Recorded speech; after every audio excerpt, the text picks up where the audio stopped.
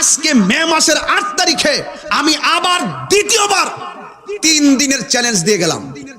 এই 3 দিনের ভিতরে আমার চ্যালেঞ্জটা গ্রহণ করে আবারও বলছি, ভৈরব জিল্লুর রহমান পৌর মিলনায়তনে বসবেন।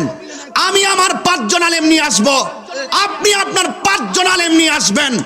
আমরা একসাথে বসবো, একসাথে বৈশা আমরা আগে যেমন সুন্নি ভাই ভাই ছিলাম, অন্তত পক্ষে আমিরে মুয়াবিয়া রাদিয়াল্লাহু তাআলা আনহুর ইস্যুতে আমরা কেন ভাগাভাগি হব? আমরা বাহাসের মাধ্যমে একটা সিদ্ধান্ত এসে আমরা একসঙ্গে চলতে চাই, ঠিক কিনা বলেন? এই চ্যালেঞ্জ যদি 3 দিনের ভিতরে গ্রহণ না করে, আমার বাড়ি কই? চ্যালেঞ্জ দিলাম কই? জায়গা নির্ধারণ করলাম কই?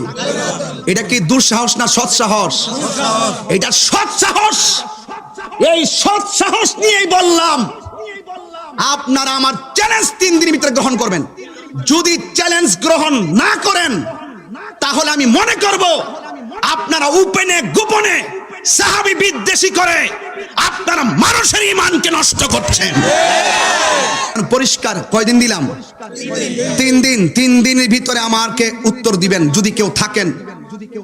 আর কিছু বলার নাই। এই জন্য আমি বলি, এটা আমার সাহস নয়, এটা আমার সৎ সাহস। কোন জেনারেল কারোর সঙ্গে কথা হবে না, কথা হবে আলেমদের সাথে। এটা আলেমদের ব্যাপার। বুখারী শরীফ কি তুই পড়তে পারবি? এই জেনারেল ছেলে, তোর সামনে যদি বুখারী খুলে দেই 1 লাইন কি পড়তে পারবি বেটা? তুই এসে ফটো মারাস ইতিহাসের কিতাব পড়া, সারা জীবন ট্রিপল টাইটেল ফার্স্ট ক্লাস পাইলাম কি গুড়ার গাছ কাটতাম নাকি বেটা? বক্তব্য খুইনা মুখস্থ কইরা কইরা আইসা আমরা সামনে লেকচার দে, বলা মানুষ সামনে লেকচার দে বেটা। এগুলো কোন সময় গিল্লা খাইয়া বই রইছি? আসেন, আমরা ছিলাম এক থাকতে চাই। ভৈরব সারা বাংলাদেশের একটা নাবি।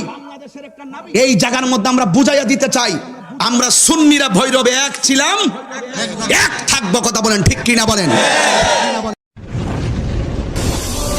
কোর্ট অফ মদিনা, সুন্নিয়তের অহংকার। ইমামে আজম আবু হানিফা, যিনি আমাদের মাযহাবের ইমাম, মনে রাখবেন মাযহাবের ইমাম, মুহাদ্দিস সিহাসিত লালগঞ্জি। এই লালগঞ্জি, গুরুত্বপূর্ণ প্রশ্ন বলছি, ধাক্কাধাক্কি এখন বন্ধ হবে। দেখো কি বলি।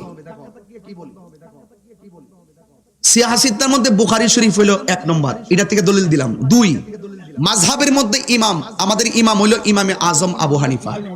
উনার একটা প্রসিদ্ধ গ্রন্থের নাম হলো ফিকহে আকবর। ওই ফিকহে আকবরের প্রথম দিক দিয়ে তিনি একটা হাদিস আনছে আমিরে মুয়াবিয়া রাদিয়াল্লাহু তাআলা আনহু থেকে।